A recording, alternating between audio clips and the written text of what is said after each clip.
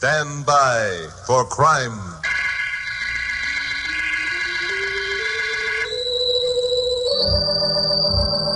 Hi. You know, being a newscaster in a station like KOP here in Los Angeles, you're bound to run afoul of a good many motion picture celebrities. They're always good copy, even though the stories you sometimes have to write about them wouldn't be important at all if they happened to ordinary people. Well, my blonde secretary, Carol Curtis, had been away for a few days. She got back on her Tuesday night and was waiting for me at the office when I got in Wednesday morning. Pappy Mansfield, owner of KOP, was also there. Well, hello, Glamourpuss. Glad to see you back. Have a good time? Oh, all right. Morning, Chuck. Hello, Pappy. Well, you two are a couple of cheerful-looking customers. What's this all about? Where have you been for the past 4 days? And what are you going to use for a feature in your first newscast tonight? I see. Pappy, I'll answer you first. I've been right here in town, and I've made 2 broadcasts a day over this station as per our contract. Well, you might just as well have stayed in bed. Do you know how many phone calls we received complaining about the lack of anything worth listening to in those broadcasts? Well, I'll tell you. I don't care how many phone calls you received. Now, Carol, I'll answer your question. Tonight, my feature story is going to be on Roger Van Ryn. Van Ryn? Well, he's the biggest movie producer in Hollywood. What's he done? Last night, he was arrested for arson. Arson? Are you kidding? No, I'm not kidding. I've got the most unusual story that ever came out of Hollywood. Do you want to hear it? Or do you want to continue riding me because a couple of dull broadcasts I made while digging it up? Much as I enjoyed continuing, my curiosity would never stand the strain. Come on, let's hear the gory details. I'll buy that. What did Van Ryn burn down? That $1 million mansion he has out in Beverly? No, something much more spectacular than that, Pappy. I'll give you the facts just as Van gave them to me. It seems he got to his office at Constitution Studios yesterday morning around 11 o'clock. He went in through his private entrance and found a visitor waiting for him. Hello, Van. Kim, what are you doing here? Aren't you glad to see me, Van? No. Now, look here, Kim, this has got to stop. I told you weren't to come here again. Is that why you gave me a key to your private entrance, darling? That was months ago. Things have changed. I'm having the lock switched on that door tomorrow. Things might have changed for you, Van. They haven't for me. I'm still in love with you. Oh, nonsense. That'll pass. Now, will you please run along? I've got some important appointments. The most important appointment you'll ever have in your whole life is right now. Oh? You're not going to cast me off like an old shoe, Van. We've been too important to each other. You've made too many promises. You've taken too much out of my life, things I can never replace. I'm sorry about that. I apologize, but things change, Kim. We made a mistake. Our romance was fun and stimulating, but now it's over. And we've hurt no one. So why don't you go back to that nice husband of yours and forget... Oh, you fool. Do you think it's as easy as that? Do you think that falling completely and madly in love with you was some kind of a lark with me? It wasn't. I couldn't stop loving you if I wanted to. And I'm not going through the rest of my life being miserable and tortured, living out every day just in the hopes that you'll call Stop it, Kim. Stop it. You're becoming hysterical. I don't care if I am. I'm in love with you, and I'm going to have you. I'm going to Stop it, I say. Stop it. All right. Now get hold of yourself. I tell you again that I'm sorry. The situation isn't pleasant for me either. I feel like a heel. The fact remains I've stopped loving you. I'm not going to see you anymore. There's nothing you can do about it. Nothing. Yes, there is, Ben. So? I have the letters. Letters? The ones you wrote me.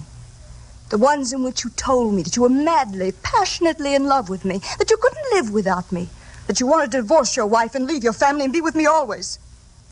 I see. Then it's blackmail. If you choose to call it that. How much? I don't want money, Van. I want you. I've already told you Unless you're willing to continue with our romance. Unless you allow me to come here whenever I want, I'm going to turn those letters over to Chuck Morgan. You've really sunk pretty low, haven't you, Kim? Yes. And you'd be willing to have me like that? It would be better than not having you at all. I suppose you know what it'll mean if Chuck uses those letters. Oh, yes, I know very well. It will mean that the heretofore impeccable character of the great Roger Van Ryn will be dragged through the mud. It will mean that your films will suffer. You'll probably be fired. It'll mean much more than that, Kim. It'll mean that my wife and 2 children will be hurt. That's the important thing. And they don't deserve it. They're good and fine and entirely innocent of all this. If you destroy the illusions that they have about me, you'll be destroying one of the finest things in the world. And I'll also be striking at you where it hurts most, won't I, Van? Yes, you will. You will indeed.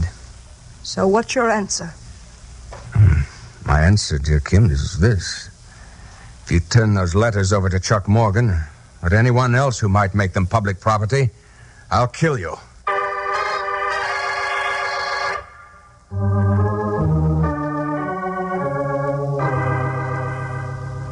Well, so far, you've got me all in a sweat, Chucky boy.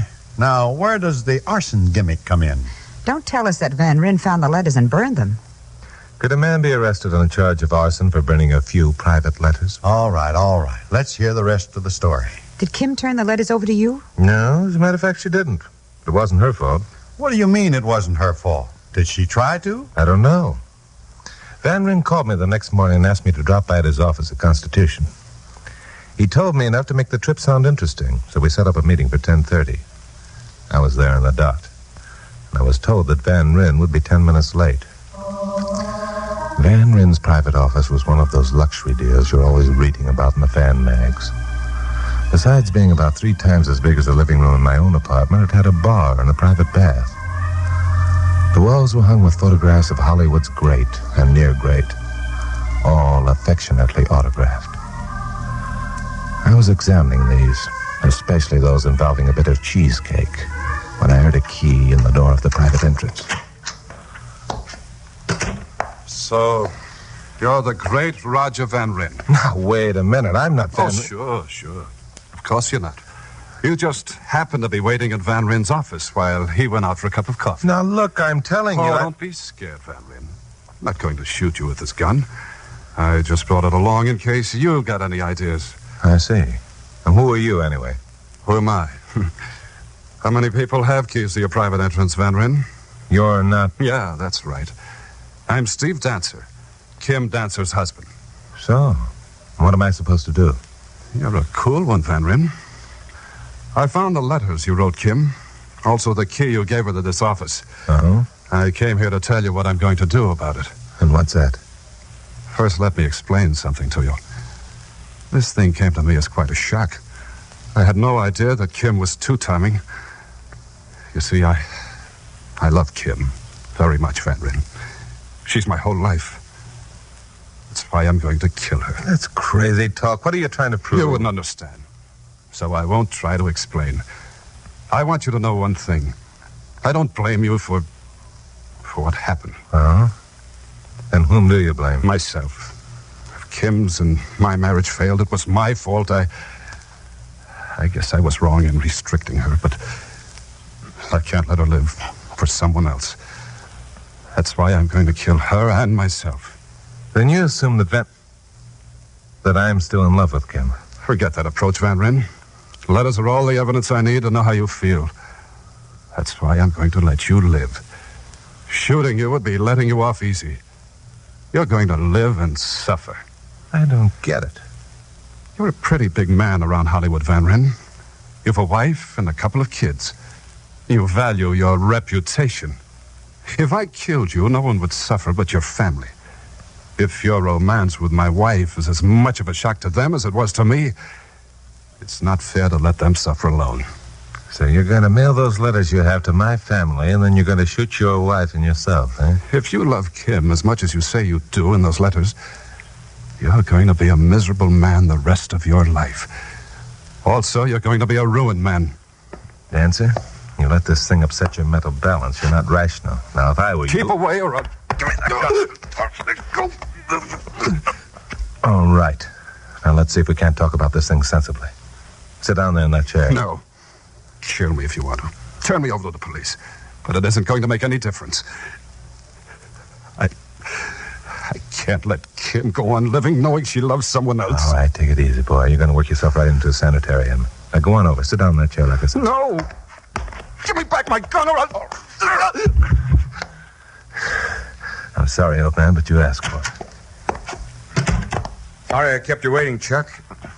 Who's this? Someone I think you ought to know, Van. His name's Dancer, Steve Dancer. Uh-huh. He found the letters you wrote his wife, also the key. Has he got the letters with him? Keep away from him, Van. What do you mean, keep away The from guy's him? had enough. Besides, he wouldn't be fool enough to carry the letters with him. Yeah. I'm sorry, the poor devil. Well, now you know practically the whole story. If he sends the letters to you, are you going to use them? I'd be a heel if I did. Good. I thought you'd feel that way about it. See, now look, Chuck. Tell him you will use them. Get them into your hands, I'll pay you anything. Any price you want to name if you'll sell them to me. Sorry, Van. I'm in a different line of business and selling love letters that don't belong to me. Look here. Besides that, my sympathies are with the man on the floor, not you. Well, I don't suppose I can blame you for that. It wasn't because I hoped you'd feel sorry for me that I asked you to come here. Think of my wife and kids, Chuck. Yeah. Why should 3 people suffer for something they're entirely innocent of? You should have thought of that a year ago, Van Ryn. You didn't care then how much they suffered. You said so in the letters you wrote to my wife. Sorry I had to hit you, Dancer, but you were going off the deep end. Yeah. Well, I'm sorry I mistook you for this rat, Van Ryn. All right. I've been lying there listening to your conversation. So, it'll really hurt you to have your wife and kids see those letters, will it, Van Ryn? Well, that I was glad to hear. Because they're going to know how you've been two-timing them during the past year. They're going to read it in black and white. And the mess it will make of your life will be a pleasure I'll enjoy the rest of my days. Now, you're talking crazy again, Dancer. Don't be... Wait a minute, Chuck. This isn't your fight. Dancer, I have a couple of things that I want to say to you. First, I can't blame you for your attitude. I am sorry for what's happened. I wish it could be undone, but it can't. But however, it's over. I don't love your wife. I know now that I never really did. It's just one of those things. Yeah. One of those things. Now that you're tired of her, you're willing to hand her back to me with regrets. Why, you did hold the Dancer. Take it easy. Okay, Dancer. I won't say any more. I can see that the more I talk, the less you'll think of me. But this much I'm going to tell you. My wife and kids aren't going to pay for my mistake. You'll never send them those letters. That I promise you. You'll never send them those letters.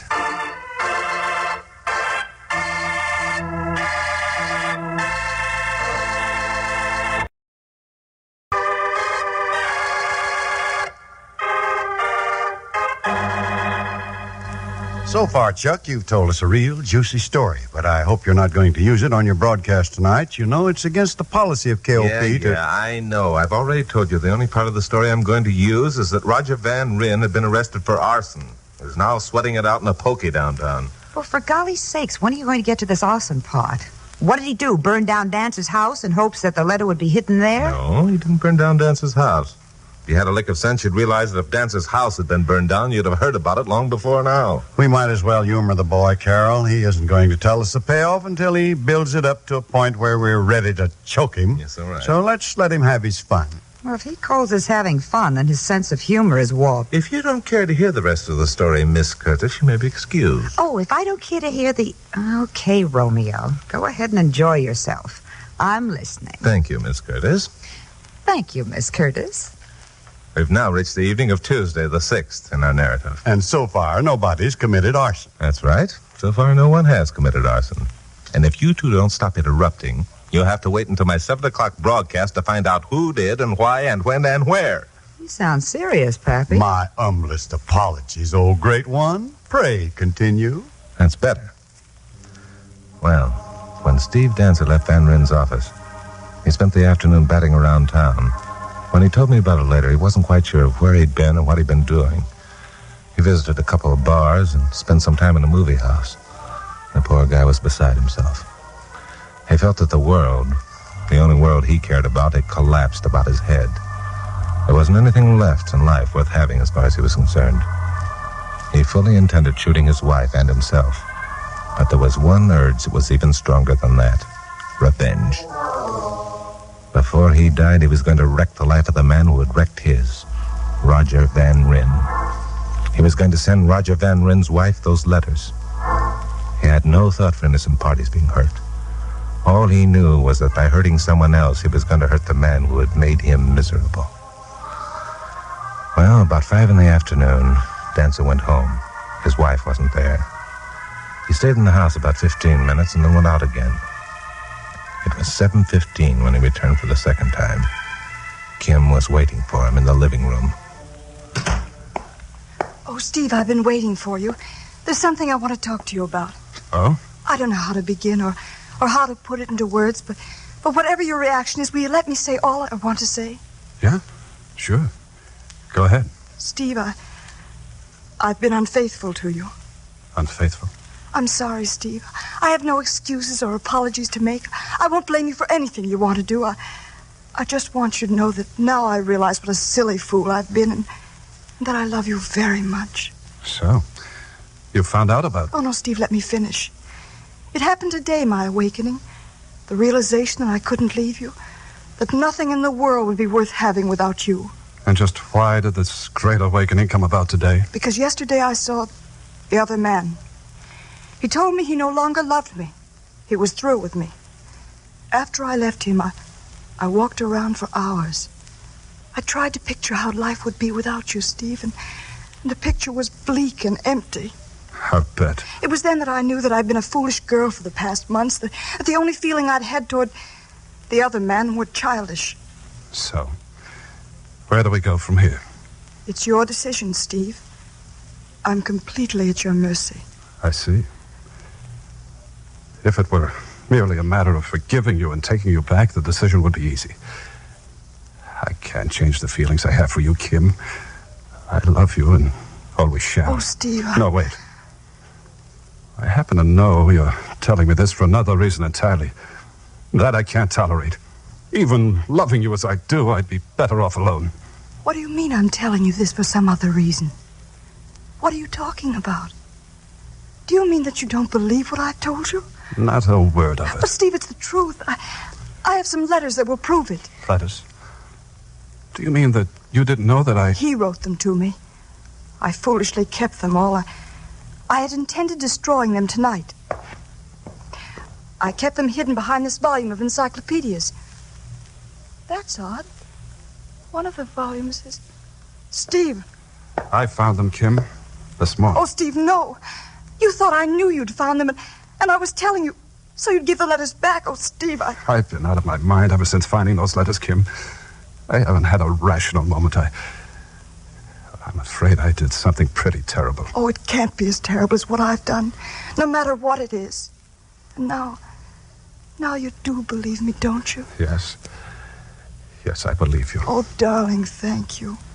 Now everything will be all right. We'll destroy the letters and things will be We as... can't destroy the letters, Kim. Can't? But why not?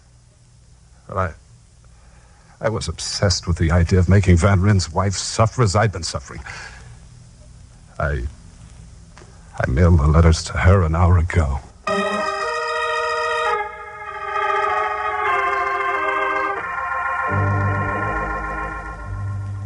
Dancer must have been out of his mind to pull a scurvy trick like that.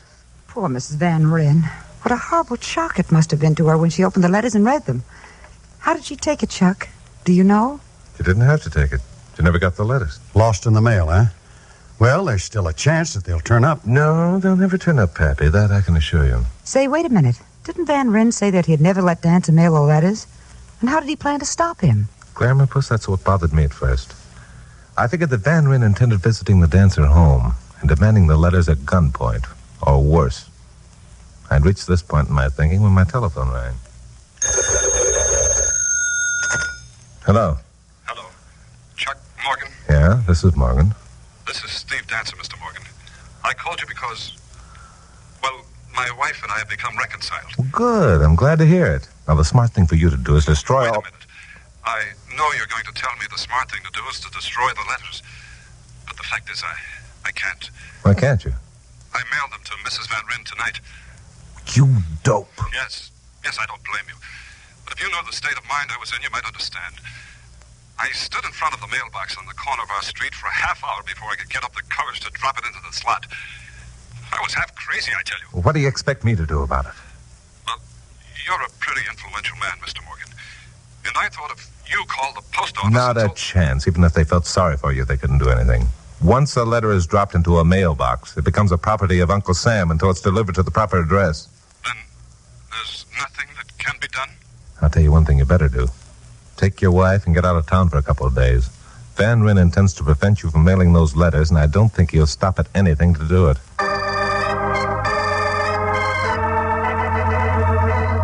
Well, I hung up and then tried to get Roger Van Ryn on the phone.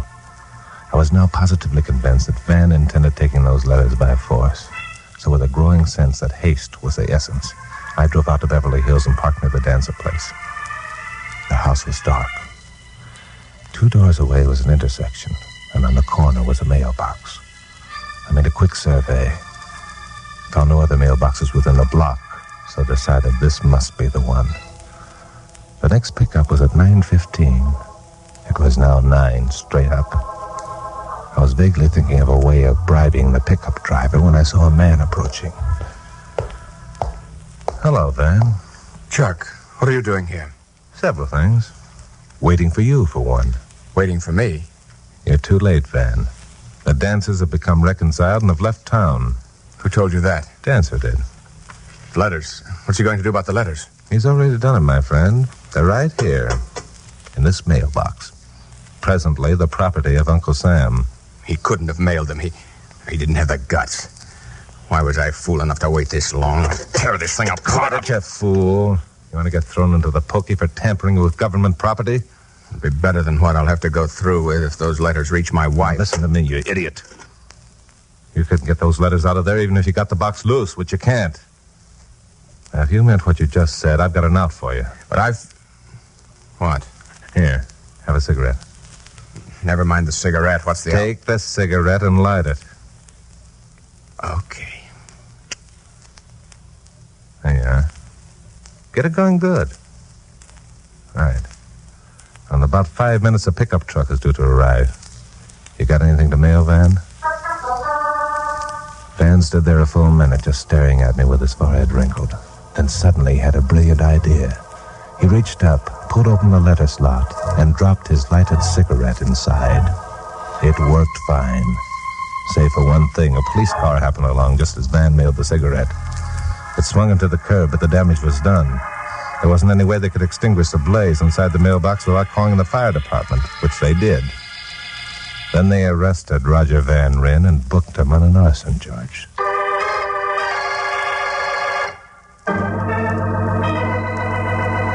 So, that's how Roger Van Ryn got arrested on an arson charge. That's it, Pappy. But won't he be charged with tampering with the United States mail also? Well, that depends on whether the local police can make the arson charge stick. Now, before we go into that, there's 1 or 2 things I'd like to get cleared up. Sure. You said that the pickup truck was due in 5 minutes. Did it get there before the fire department? It did. The driver opened the box and stamped out the smoldering letters. Was there anything left of them? Dancer had placed the half-dozen letters Van Ryn had written to his wife in one large envelope and addressed it to Mrs. Van Ryn. All but the Ryn in Mrs. Van Ryn's name had been burned. Parts of the love letters had also been burned. Now, all Van has to do is prove his own identity, and what's left of the letters will be given to him. When he gets out of jail. If he goes to jail. Isn't he going to jail? In court tomorrow morning, Van is going to plead that it was an accident. You know, lots of people hold cigarettes in their hands when mailing letters. But you were a witness to the whole thing. You'll be asked to testify. Are you going to commit perjury? And what are you going to say? No, I'm not going to commit perjury, Glamour Puss. And I'm going to tell them exactly what happened. I'm going to tell them I was looking in another direction when I heard the mailbox open and close, which is true.